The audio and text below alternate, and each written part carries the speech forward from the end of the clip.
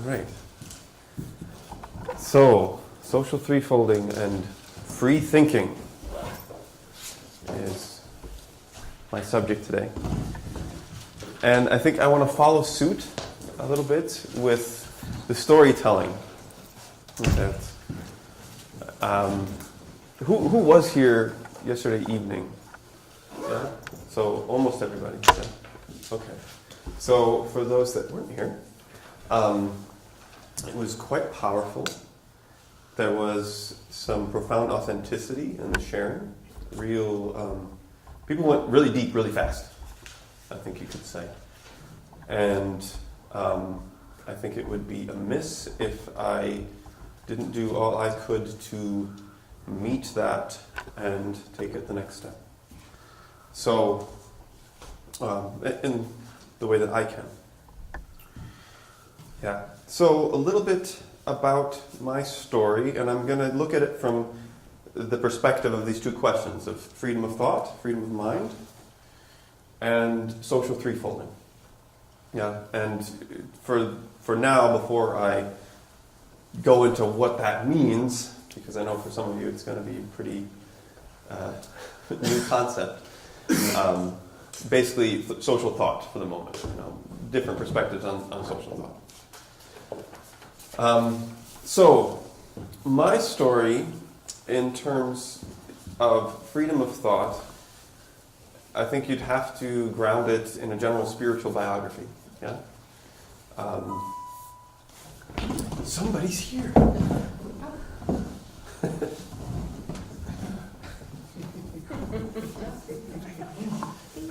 Maybe we should all hide under our chairs. Happy birthday.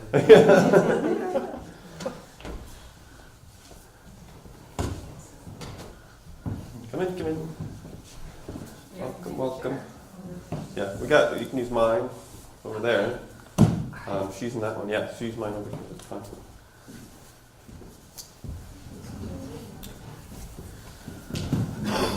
Thank you. Welcome. Come in. So yeah, we can bring in one of you. Yeah. I think it's good. Yeah. Cool.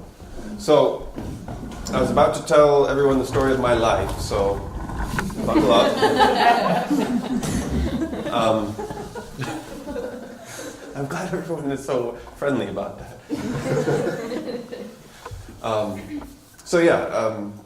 Freedom of thought, looking at it as a spiritual biographical theme that emerged. Yeah.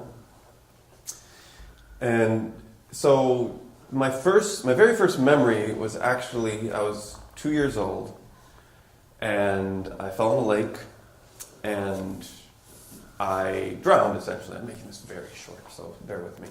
But like I said, yesterday people went for the jugular with this stuff. So I'm going to keep it really potent. So basically I drowned, and I saw my body from the outside. But it was at a family reunion, and there were enough medically trained people in my family that I was revived for being blue and purple and such. And there were various things that confirmed that this isn't just, as children often have, they have an imagination and they think it really happened. Because there's no distinction for a small child between the imagined and the real. Something we could learn sometimes. So it benefits that. But there were things that I knew about that I couldn't have known when I was unconscious. So this actually happened. And that answered a few questions for me in my life. Like, is there afterlife, and is there spiritual world and stuff? It's like, check, got that. Fear of death's never really been a problem. Other questions have then moved into that place. So it's not like I got rid of fear. It's that other fears moved up into that location. Yeah? So I have a sense of urgency about other things that generally people don't have. And a lot of that had to do with questions of good and evil and my place in the world, how I could do the good, and how I could discern the good. And I was raised Mormon until I was 12 years old. My parents were both excommunicated. They at that time were basically more Mormon than the Mormons. And so they were really digging into the magical history of the Church of Jesus Christ of Latter-day Saints, which has some really weird stuff if you get into it, into the history. It's something that's, very recent. The early 1800s came about, so a lot of documentation and very interesting how many different things were woven into that in American history you don't really hear about. But in any case, my parents got dug into that, and it tapped into kind of a shamanic vein eventually, where they were trying to deprogram people who had memories of ritual abuse. So like the darkest of the dark. And that was kind of happening in the living room. And I was like 11 and watching, right? So, yeah, without going into details, you hear the term ritual abuse, you can only imagine what that entails. And so that was, that was part of growing up. And now again, this question of the difference between imagination and reality, right? Because, people are having these memories, and how much of it was actually happening. From a psychological perspective, in a certain sense, it doesn't matter. They were suffering as if it did, as if it had, right? But from a justice perspective, it absolutely mattered, whether it happened or not, because they saw that this person did this to me, right? So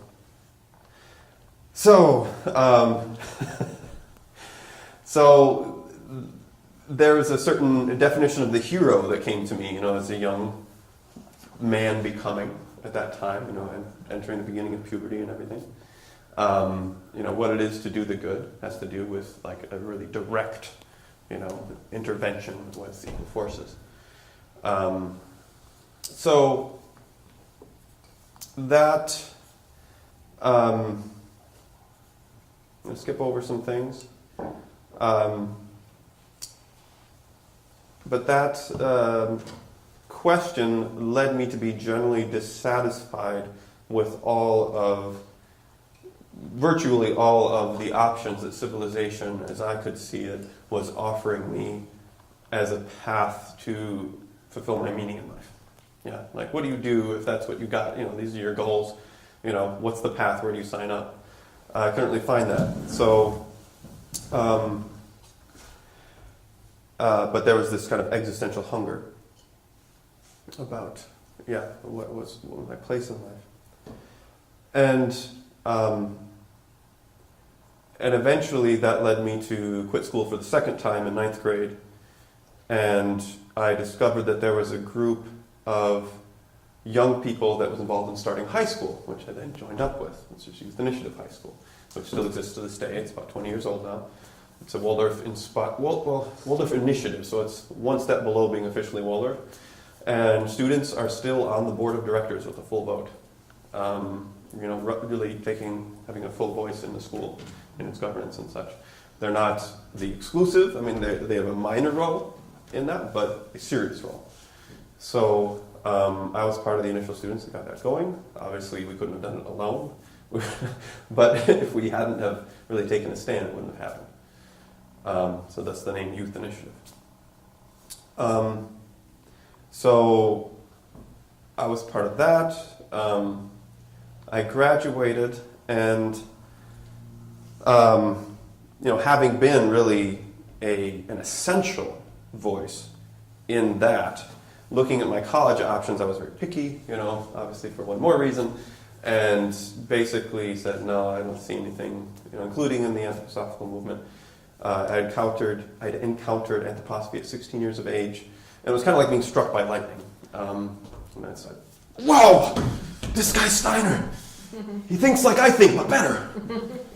And he's answering the questions of my heart that I haven't quite formed yet, but they're mine. Yeah? And I couldn't see anybody that actually could speak to what I felt in the anthroposophical movement. And so, I felt dissatisfied. So then I think a good thing, a little story to bring in was, I think, when was it? It was a presidential election. going to get it wrong which one it was. But so I'm 35 now, and I was like, I don't know, 19 then, something, around your early 20s, 19, something like that.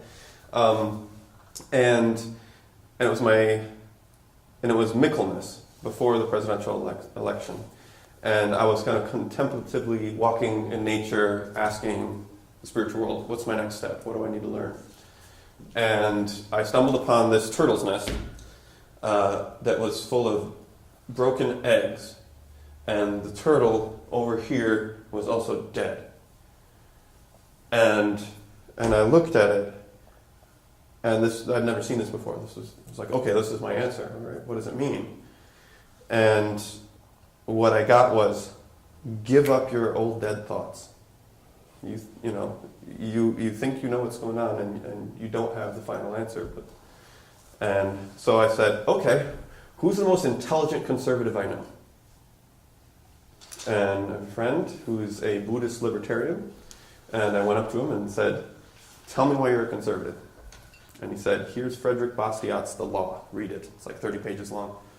Blew my mind. It's like, wow, I guess I'm a conservative.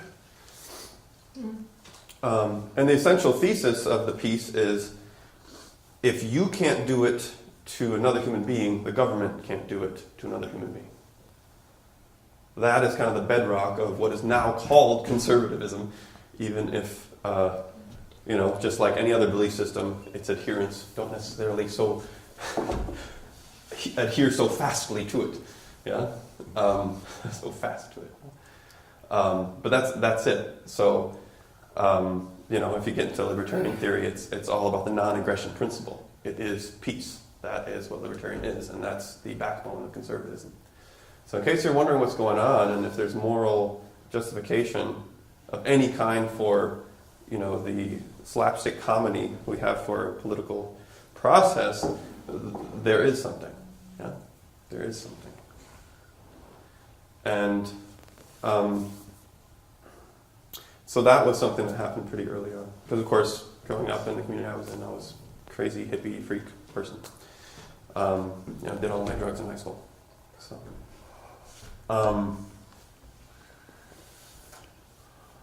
So then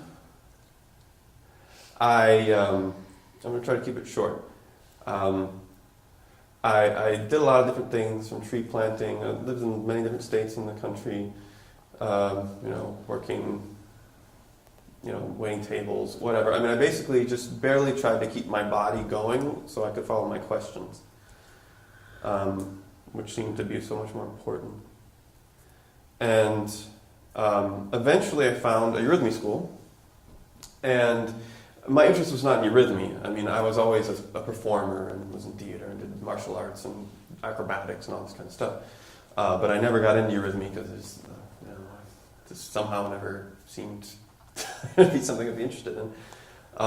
Even though theoretically I knew with my interest in anthroposophy that must be important, I never had the experience where it could possibly be that meaningful. But then I found this eurythmy school, and they were serious anthroposophists. And for who here, does anybody not know what anthroposophy is? There's people like, what is he talking about? This anthroposophy. Say the word again. Anthroposophy. Tell us. Yes. All right, a couple people. That's fine. That's good. So I just wanted to be clear. So anthroposophy, very briefly, is otherwise known as spiritual science. And it was started by an Austrian by the name of Rudolf Steiner, who was active at the first quarter of the 20th century. And it's kind of the best kept secret of the 20th century. Almost everything good that's happened you can trace back to anthroposophy in some way, but you never hear about it.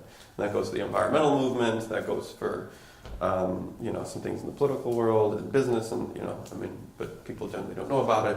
I mean, even anthroposophists don't know about it. Like for example, Rachel Carson,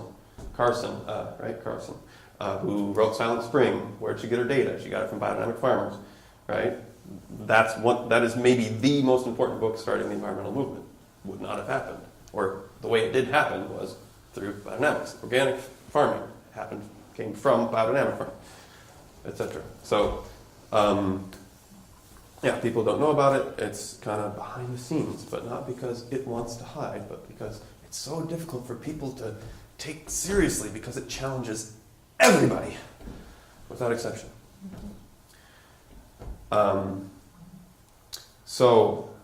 Spiritual science. So it's the science of science. The instrumentality of science is thinking. And anything that we do in science, if we have this Hubble space telescope, and I say, hey, look, these are the results I got from way out in outer space, if someone else is going to give me a peer review of that methodology of using this telescope, they need to scrutinize every aspect of it and see that it logically holds together. Yes, these things do what you say they do, and therefore we can trust the results that you say you're getting, right? But the instrumentality foundational to all sciences is thinking. No matter how many experiments you run, unless you think about it, it's just color, form, sensations of pressure and warmth and balance, and it's just the perceptions of the senses. So, anthroposophy says, all right, we need a science of science. We need to think about our thinking and actually treat it scientifically. We need to have empirical inner observation. So much for the 2-second introduction to anthroposophy.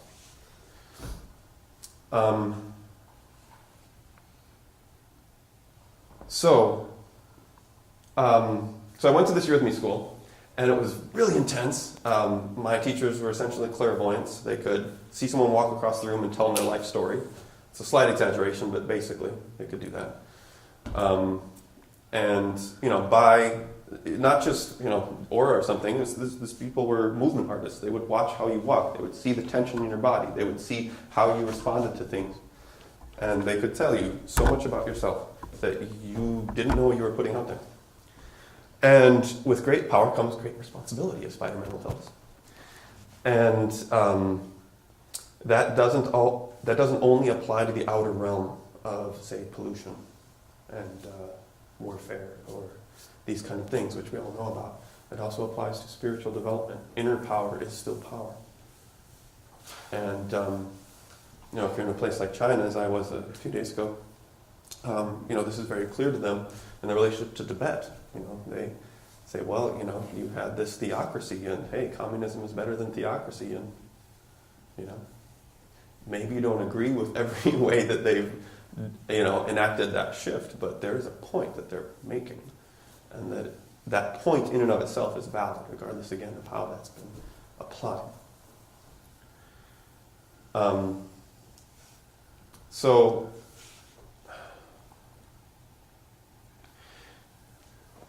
So I went to this school, and there was this element of theocracy. Again, it's a temptation of any spiritual path.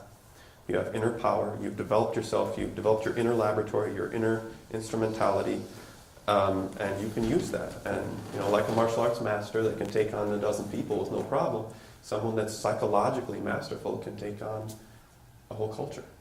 Yeah.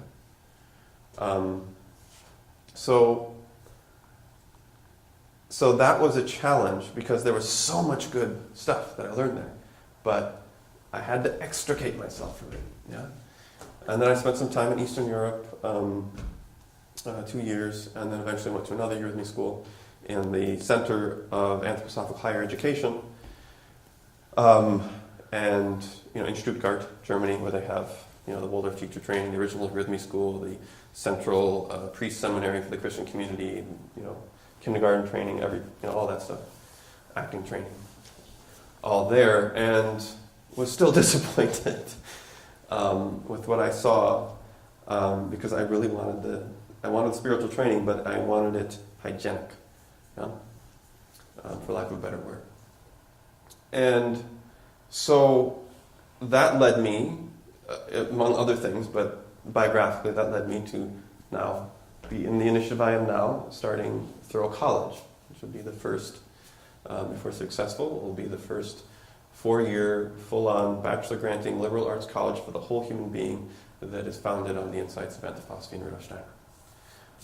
Like a Waldorf school, it won't be there to teach you anthroposophy, just like you don't go to a hospital to be taught anatomy, but you hope that people there know it. Yeah. So it's founded in anthroposophy to best serve young adult development, this development of the ego, the I, the self. that happens around 21. And interestingly, higher education is, I would suggest, the ego of a civilization. Because where else do we reflect on ourselves so much as a civilization? Where are we going? What are our values? Are they still valid?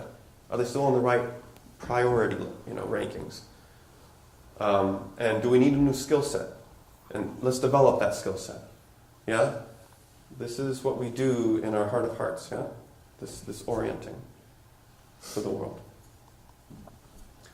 Yeah? So the state of our higher education is really, that's how you know what's coming in the future. That's because what happens there happens in 5 years everywhere. So that's, I think, enough of a biographical sweep. Yeah, we're doing pretty good. So let's look at freedom of thought. Yeah? Why is this so important? Is it really that important? What does it actually even mean? I mean, I can think what I want,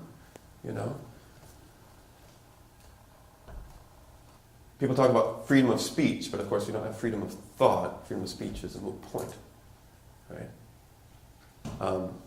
And if you have all the answers already, if you know what's right, absolutely, then freedom of thought is also a moot point, right? If you actually know what's right, period.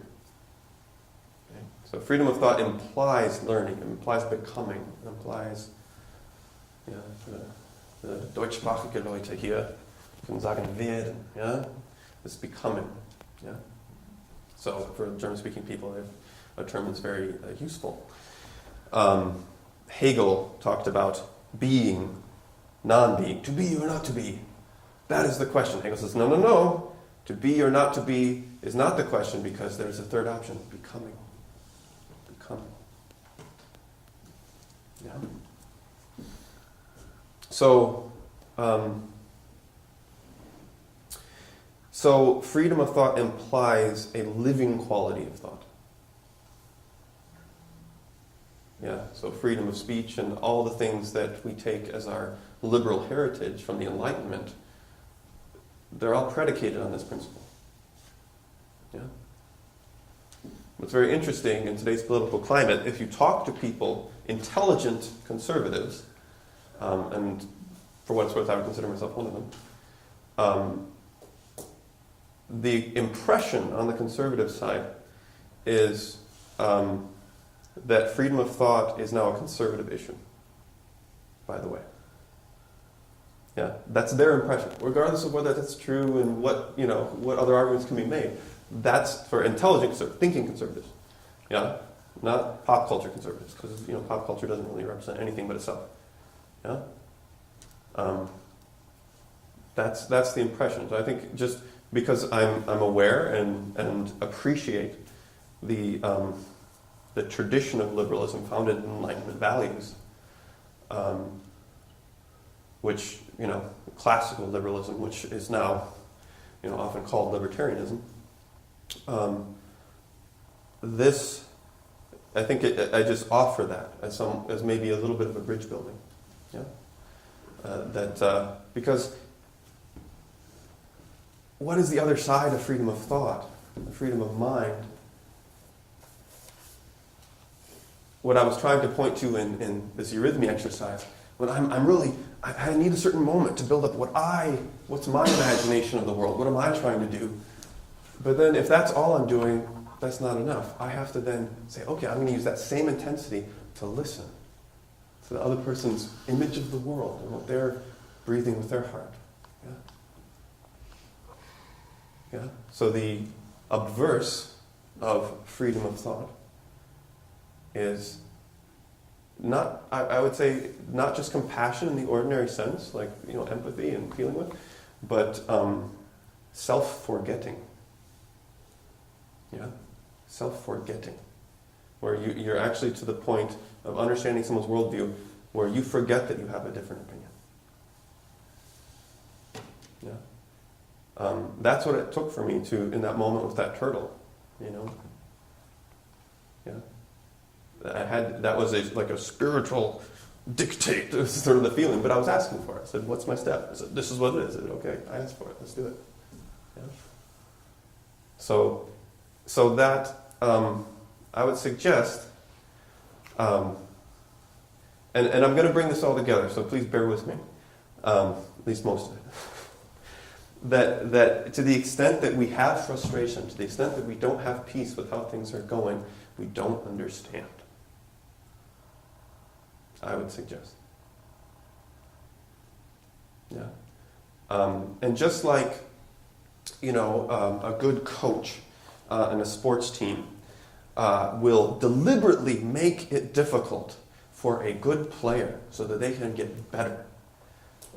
What if the spiritual world actually says, all right, step up. And not step up frustration, anger, but step up love. Step up understand. Step up get bigger.